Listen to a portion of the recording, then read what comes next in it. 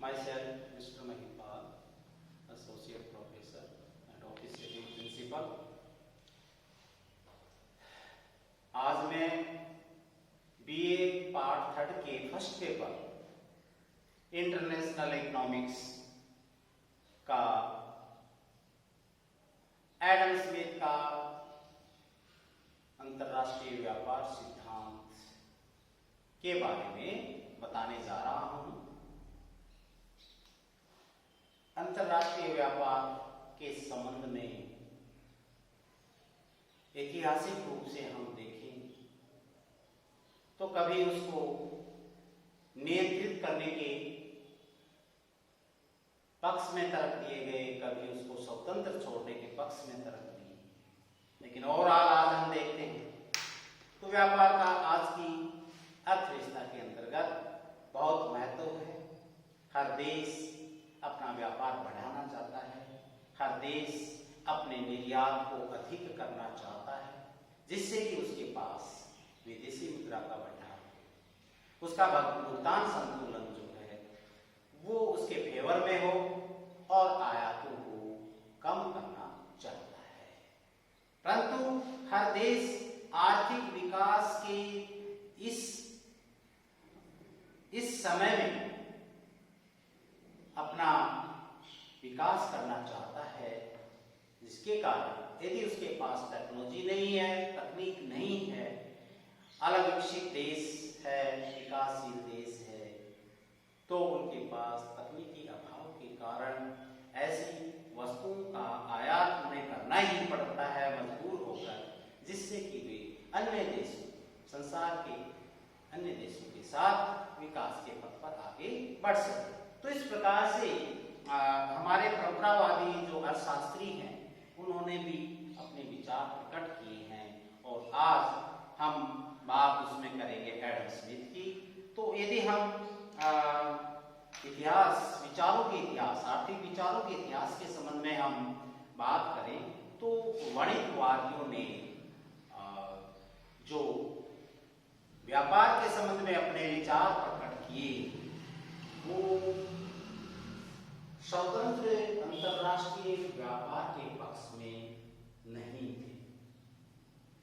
वो नियंत्रित विदेशी व्यापार नीति पर बल देते थे।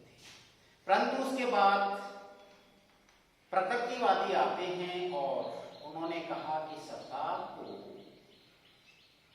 प्रकृति प्रदत्त जो व्यवस्था है उसमें ज्यादा इंटरवेंशन नहीं करना चाहिए, बाधाएं उत्पन्न नहीं करनी चाहिए, सिस्टम अपने आप ही चलते रहते हैं, व्यवस्थाएं अपने आप ही उनको फ्री छोड़ देना चाहिए।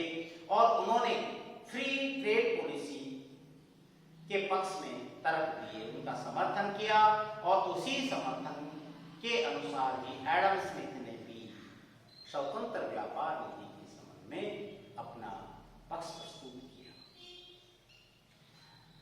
एडम स्मिथ ने जो सिद्धांत दिया है वो एब्सोल्यूट डिफरेंस के बारे में उसने बात की है और वो डिफरेंस किसमें पोस्ट में, तो theory of absolute difference in cost नामक उसने सिद्धांत दिया।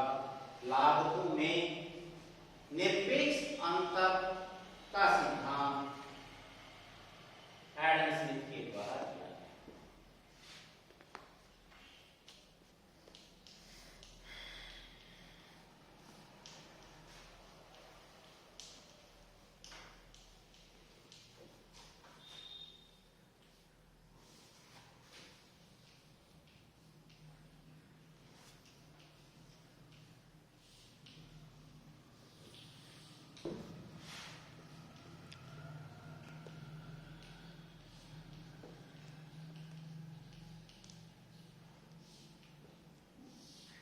एडम स्मिथ के द्वारा लागतों में निरपेक्ष सिद्धांत दिया गया। एडम स्मिथ के अनुसार श्रम विभाजन के कारण विशिष्टीकरण प्राप्त हुआ और उस विशिष्टीकरण के कारण प्रत्येक देश को कुछ वस्तुओं का उत्पादन करने में दूसरे देशों की तुलना में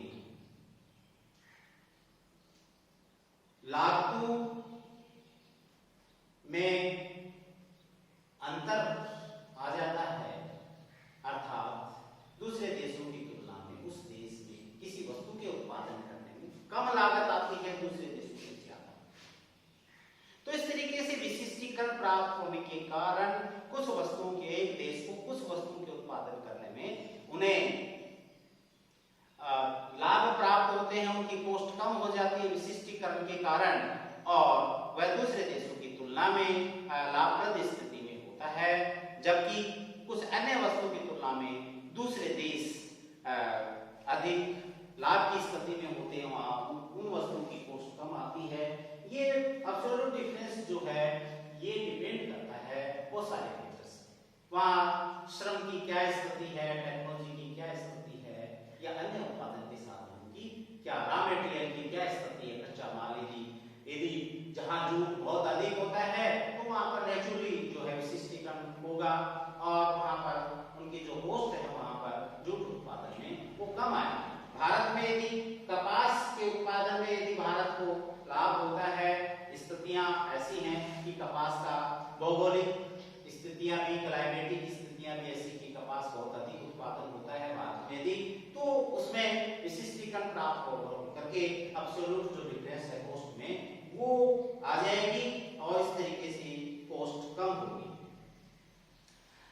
दूसरी बात ये कहता है, एडम स्मिथ कहता है कि जैसे घरेलू वस्तु विनिमय होता है उसी प्रकार से अंतरराष्ट्रीय वस्तु विनिमय होता है, इसमें कोई डिफरेंस नहीं है, और हम ऐसी चीज को बनाएं जिसमें हमारी लागत अन्य वस्तु के उत्पादन की तुलना में कम आती है, तो उससे हमें लाभ होता है, और जिस वस्तु के उत्पादन में हमें ज्यादा कॉस्ट प्राप्त होती है तो उन वस्तु का उत्पादन हम न करें, हम ऐसी वस्तु का उत्पादन करें जिनमें हमारी कॉस्ट कम आती है। तो रिजल्ट ये होगा अंतरराष्ट्रीय स्तर पर कि दोनों देशों में जो है उत्पादन अधिक होगा दोनों वस्तुओं का, और एक दोनों देशों दोनों वस्तुएं जो है वो कम प्राइस पर मिलेगी। तो इस प्रकार से ये एडम स्मिथ का निरपेक्ष सिद्धांत है। तो कहता है कि वो किसी देश को निरपेक्ष लाभ होता है, किसी वस्तु के उत्पादन में दूसरे देश को दूसरी वस्तु के उत्पादन में निरपेक्ष लाभ होता है, एक देश को किसी अन्य वस्तु के उत्पादन में निरपेक्ष हानि होती है, दूसरे देश को दूसरी वस्तुओं के उत्पादन में हानि होती है, और वह देश उसी वस्तु का निर्यात करेगा जिसमें उसको निरपेक्ष लाभ है उत्पादन करने में, और वह आयात करेगा ऐसी वस्तु का जिसमें उसे उत्पादन करने में निरपेक्ष हानि होती है। अब हम एक एग्जाम्पल के द्वारा इस सिद्धांत को एक्सप्रेशन कर सकते हैं।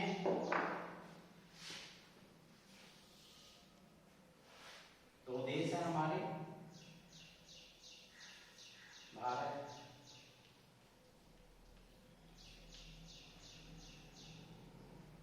और बांग्लादेश।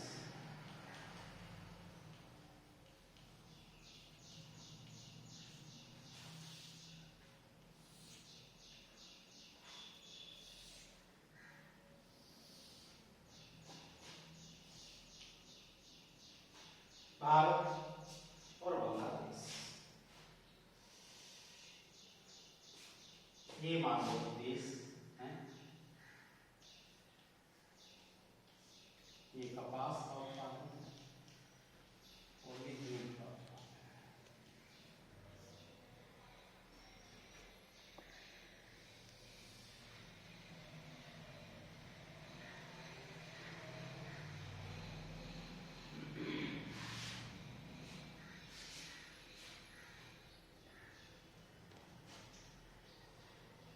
हम उत्पादन लागत इसमें प्रति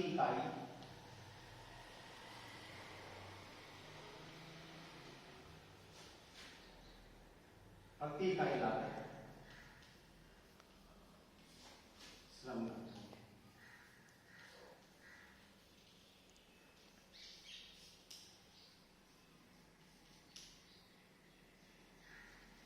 मान लो भारत को कपास में 5 है, ये जूट है 10 है, प्रति इकाई लागत यहाँ 10 और यहाँ 5।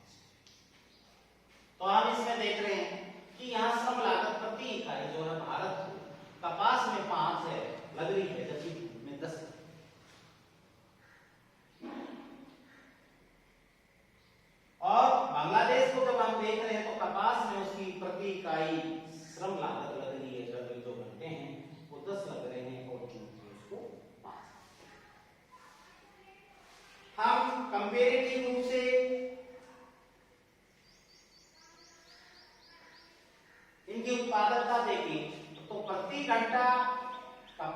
उत्पादकता प्रति घंटा कपास की उत्पादकता।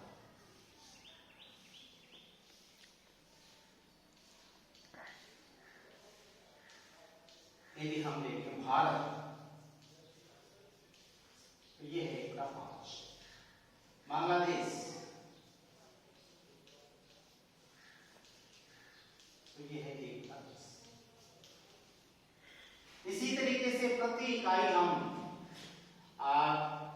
जूट की उत्पादकता करते हैं, जूट की उत्पादकता, तो ये भारत है 1/10 और बांग्लादेश है 1/5।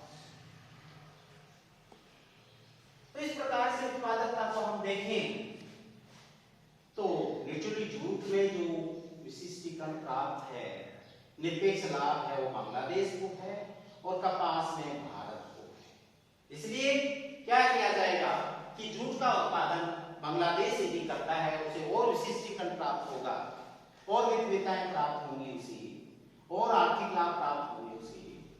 तो इसके अंतर्गत विशिष्टीकरण के कारण ये कम लागत में जूट का उत्पादन है। भारत का खर्चा उसमें ज्यादा है, भारत को जो विशिष्टीकरण प्राप्त निरपेक्ष लाभ है वो कपास में। तो इस प्रकार से ये हम देखें कि इसका रिजल्ट क्या होगा कि बांग्लादेश को तो जूट का उत्पादन करना चाहिए, भारत को कपास का करना चाहिए। दोनों देशों में ज्यादा उत्पादन होगा और बांग्लादेश को जूट निर्यात करेगा, भारत जो है वो कपास का निर्यात करेगा। भारत कपास का निर्यात करेगा, जूट का आयात करेगा। बांग्लादेश जूट का निर्यात करेगा और कपास का आयात करेगा। और इस प्रकार से यदि हम देखें कि इनकी उत्पादकता की हम तुलना करें तो नेचुरली हम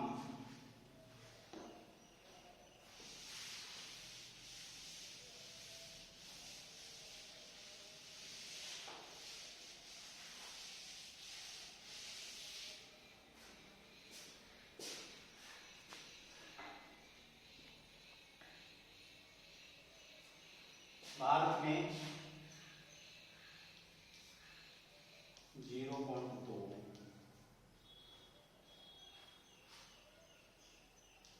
कपास की इकाई, कपास की इकाई 0.2 इकाई कपास।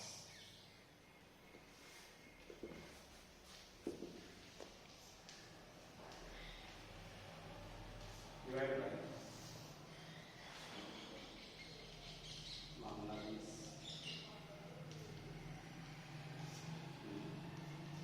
0.1, क्योंकि वो था 1/5 भारत का और बांग्लादेश का 1/10 इकाई कपास। दूसरी तरफ हम देखें जूट की, भारत में 0.1 इकाई जूट और बांग्लादेश में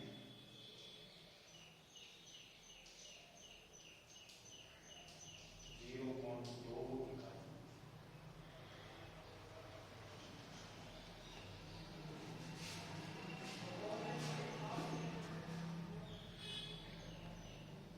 तो हम ये देखें कि कौन ज्यादा है, तो इसमें ये 0.2 है, 0.1 या 0.1। तो कहने का अर्थ है कि भारत को कपास में उत्पादन में ज्यादा लाभ होगा, जबकि बांग्लादेश को जूट में ज्यादा लाभ होगा। इस तरीके से इनका अंतरराष्ट्रीय व्यापार होगा, दोनों देशों के बीच व्यापार होगा और उसमें भारत बांग्लादेश को सस्ता कपास बेचेगा, बांग्लादेश भारत को सस्ता जूट बेचेगा और दोनों देशों में इनका ज्यादा उत्पादन होगा। और इस प्रकार से ये विशिष्टीकरण को महत्व देते थे एडम स्मिथ।